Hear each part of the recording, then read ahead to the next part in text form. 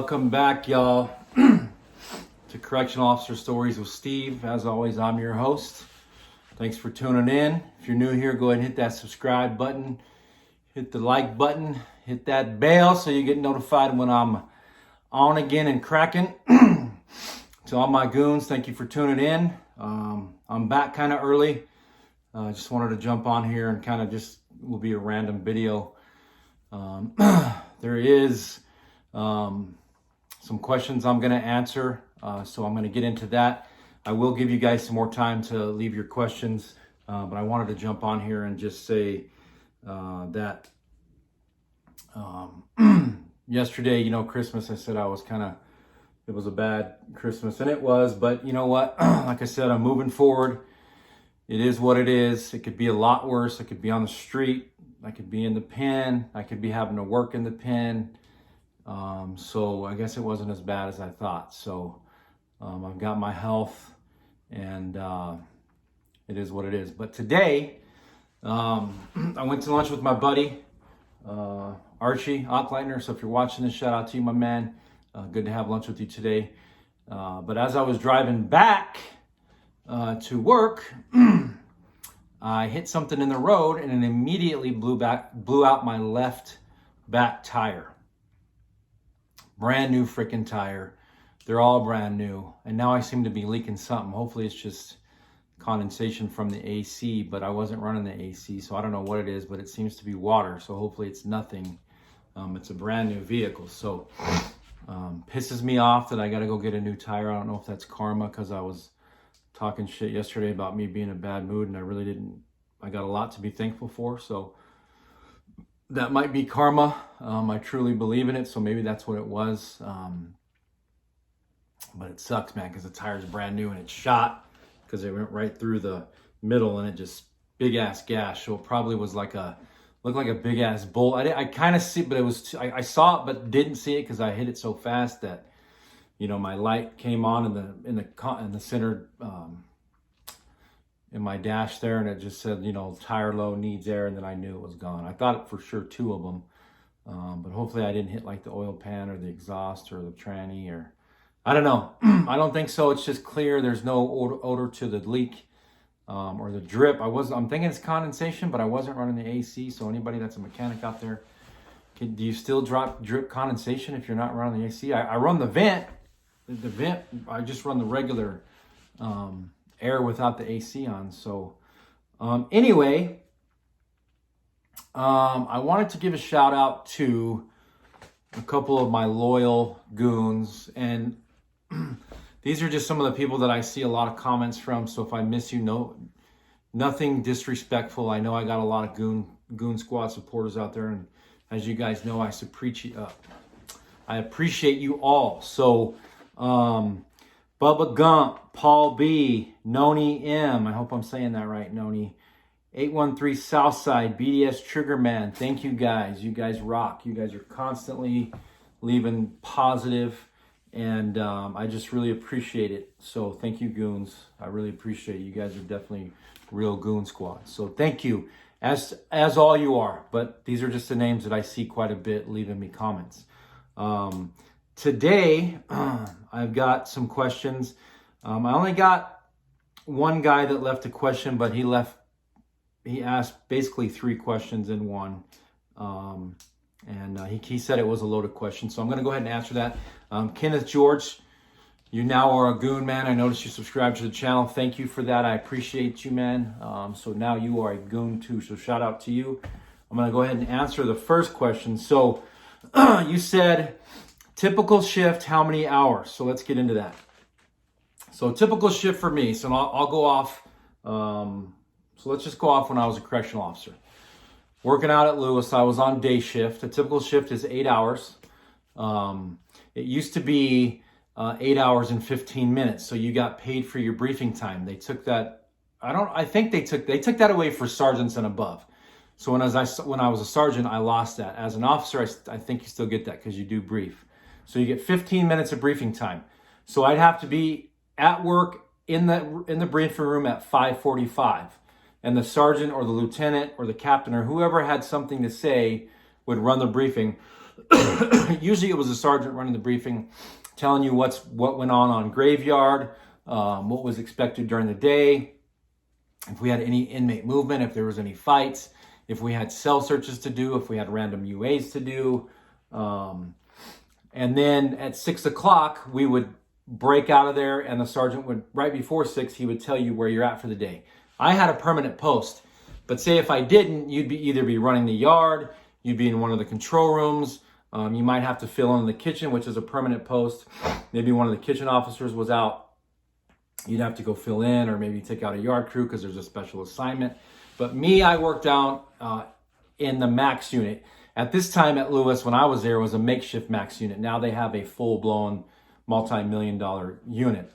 So I always knew where I was. I was down in one Charlie dog, one CD. One Charlie was fully max, 23 hours, 23 and 1 basically. They came out, it really wasn't 23 and 1. They came out 3 times a week, unless they needed to go to like medical or whatever. So start day, briefing, Rice, you know where you're going. I'm going down to one Charlie Max. And there was also a couple other officers that I worked with day in and day out that were permanent down there. So Mondays, Wednesdays, and Fridays, we get down there, get down there about 6, put our vests on, get ready, get our spray together, get our cuffs. We had a bunch of cuffs that we would check out, because Mondays, Wednesdays, and Fridays was rec days. So usually graveyard would have them fed during the week. If not, we'd go around. There's a little tray slot. We'd open their tray, put their sacks in there. If there was one inmate, they got one. If there was 2, they got 2. Shut the trap, give them some time to eat, and then start pulling them out for rec. So the way it worked is we day shift always had top tier. We always did the top tier. So the cells were 25 to 13. So they go 25, 24, 23, 22, 21, 19, 18, all the way around to 13. So we always start rec early, rec and showers. We want to get that done. The inmates got 2 hours to rec. If they didn't want to rec, they were afforded a shower. If they didn't want to shower, they didn't get nothing. So we had 4 rec pins out back. I think there was 4. There might have been 3. So if the inmate had a cellie, they could go on the rec pin with their cellie. If not, they had to go in there by themselves. So we'd start rec and showers at like 6:30. And a lot of them were already up and ready to roll, because they wanted to come out of their cell, they wanted to get some fresh air, and they wanted to get that rec time. So we started at each cell. We'd have to strip them out, make them squat and cough. They'd have to turn around, cuff up. We'd pull them out. There was always 2 of us at the door. We'd pull them out, escort them down the steps, put them in the rec pin, take their cuffs out, go back up to the next cell, pull them out, take them out to the rec pin until they were full.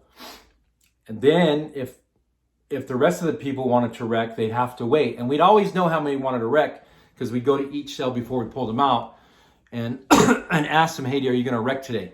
And you always knew the inmates that were going to rec, because it was always the same ones. A lot of them never came out. They didn't even take a shower, but a lot of times we made them shower if it had been too long. So if they were we'd go to the next cell. If they were just taking a shower, we'd put them in the shower. We had showers upstairs and downstairs. There was 2 upstairs, 3 downstairs, so we could have 5 inmates in the shower at a time. So it usually took us until about, I don't know, noon or 1 to get the rec and showers completely done. And then on Tuesdays and Thursdays, usually we ran a medical line. There was a medical doctor and a psych doctor, and they would just go off whoever put in a kite to see medical. It's called an H&R, a health needs request. And we would just pull them out one by one, let the doctor see them, let the psych, or let psych see them. Towards the end of my time in the max unit, we actually had a walking 5 program where they could walk to chow and walk back, but the yard had to be completely clear. So that's kind of what my week was. On the weekends, it was pretty dead. We just did our security checks. So like I said, 5:45 briefing, 6 p.m. we're down on the yard. If it was Monday, Wednesday, Friday, like I said, we're doing rec and showers. Tuesdays and Fridays, we're on a doctor's line. And then weekends, we would just do our checks. Now, you're still doing your checks during the day every 30 minutes, staggered, because you still got the bottom tier that's in their cell and some of the top tier. Also on Thursdays, I would pass out store. So the store lady would get it filled, and then I'd go get it about 10 o'clock. bring it over, pass it out. I'd set it by the cell doors, cuff them up, slide the cell open, throw in their store, uncuff them. I'm gonna be honest, if I thought they were asleep, the room was dark, I'd pop that cell real quick, throw it in there, and shut the door. Not saying you should do that. That's against policy. For some reason you got caught or an inmate rushed out, you'd be screwed. So that's pretty much a typical day for me as a correctional officer. It kept me busy. I also had dog side that I had to worry about. Those guys were not max. So if the Charlie slider was open, that dog slider had to be shut. They could not come into that side. So those guys were regular inmates going to chow, and they were getting wrecked on the yard. They would yell back and forth to the max custody inmates. We were just temporarily trying that max custody because we knew we had a max custody yard coming. So that's basically a typical day. You might have your sergeant come down there and sign the journal and just do a post check. I used to hate when the sergeant came down there. Me and the other officers, we could run our own thing. We didn't need a sergeant's, hand. We didn't need him to hold our hand. Now, like if there was an incident, let's say I had two inmates fighting in the cell, or I had to call a medical ICS. Let's say they had chest pain, or I had somebody cutting themselves, whatever. Then obviously, usually the sergeant would come down just to see what's going on. But we'd always run our own ICSs. Our incident command system is what it's called. If we had to spray them, we'd take them out, throw them in the shower. And we didn't need a sergeant to help hold our hand down there. Nowadays, it seems like it's a little bit different. So that was my day as a correctional officer. And maybe in the next video, I'll talk about my day as a sergeant. So Kenneth George, next question. How did we determine how inmates' cells were searched, or how random UAs work? So each month you have so many UAs. I'll start with UAs first. You have so many UAs to complete. What I used to do is I used to take volunteers. If let's say I had to get 30 UAs done for the month, it was always more than that. Let's just say I had to get 30 though. I'd go into dog pod and I would ask for volunteers, or I'd go over to 1AB. There was another 2 pods on the other side of me, and I'd ask, listen, we're doing randoms. You want to volunteer to come do it? And you knew the ones that didn't volunteer, you knew either they were dirty or they just didn't want to go. And a lot of times we'd have target UAs too.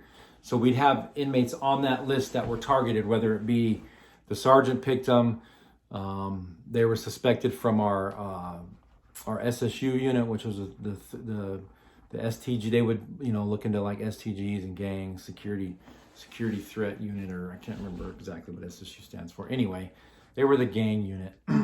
They'd have to have target inmates on there because they needed so many UAs to complete for the month as well. So that's just kind of how the randoms were. It wasn't like we printed out a list and it printed out a bunch of inmates to pick. We'd go off the count sheet because every inmate's name is on there, and we would just pick who we wanted at random. Unless it was a target, then they were already obviously specifically on a list for us to UA. Cell search is pretty much the same thing. Unless it was a targeted cell that we had been directed by a supervisor or SSU or the deputy warden, then we would just do so many cell searches, because you got to have so many in a month. So we'd go pick a random cell, have them come out, we'd search their stuff. If we didn't find anything, everything was all good. If we did, obviously we'd handle business from there, whether it was having to initiate an ICS for drug paraphernalia or drugs or whatever. A lot of times we would have targeted cell searches, and they would be trying to refuse, or they didn't want us to search their shit. But no matter what, we searched it. So that's basically how we determined UAs and cell searches. It might be totally different now, but when I did it, and Sergeant too, I'd say, hey, listen, this is how many random UAs I have to do. This is what I want you to do. And I, as a sergeant, wanted them to UA the whole yard. I didn't let them just pick whoever they wanted. I would have them random the whole yard for the month, so that every inmate had to get hit. When I was doing them as an officer, we didn't do it like that. We picked whoever we wanted. But when I was a sergeant, the whole yard would get hit. And then With cell search, it's kind of the same, but you have quarterlies. So every 3 months, every single cell gets hit. So they're called quarterly searches. You lock down the whole yard. You go under ICS. A bunch of staff come over from yards. Usually, like, say me, I'm a sergeant. I'm running the searches. I assign staff to cells. We pull all the inmates out. They get stripped. We search their cells, and then they get sent back unless we find something.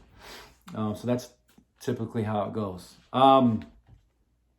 Question number 3. Am I still a CO? And if not, when did I leave DOC? So I'm not a correctional officer anymore. I left DOC about 1.5 years ago. I was a sergeant when I left. I was actually down in recruitment. I wasn't on the yard anymore. I was downtown as a recruiter. So no, I'm not currently with the Department of Corrections anymore. I'm still with the state agency, just not Department of Corrections. And I'll tell you this, I'm in a job now where I do a lot of investigations, fact findings, things like that. So I'll let you figure out what I do. But yeah, Kenneth George, thanks for the questions, man. I know I rambled on a little bit. If you want me to clarify anything, just drop a comment below. And yeah, I'm having to get a freaking brand new tire tomorrow with a brand new tire that's blown. It's kind of sucky. Hopefully that leak is going to go away and it's nothing detrimental to the vehicle. Like I said, this was just kind of a random video. But yeah, thanks for the questions, Kenneth. Keep them coming. I know I just put that video out yesterday, so if you have any other questions, go ahead and put them either in the video yesterday or you can link them in the comments below, and I will answer them to the best of my ability. If I can't answer it, then I'll let you know that I can't. Keep rocking with me, goons. I appreciate it. Happy New Year. It's going to be 2020 as of next Wednesday. So basically a week and a day from today, we will be in 2020. So yeah, keep it up. Keep up the freaking positive comments coming to me. And let's get correctional officer stories to 1K subs. That way I can be sitting here talking to you live and answering questions. So get me to 1K, y'all. All right, goons. Peace.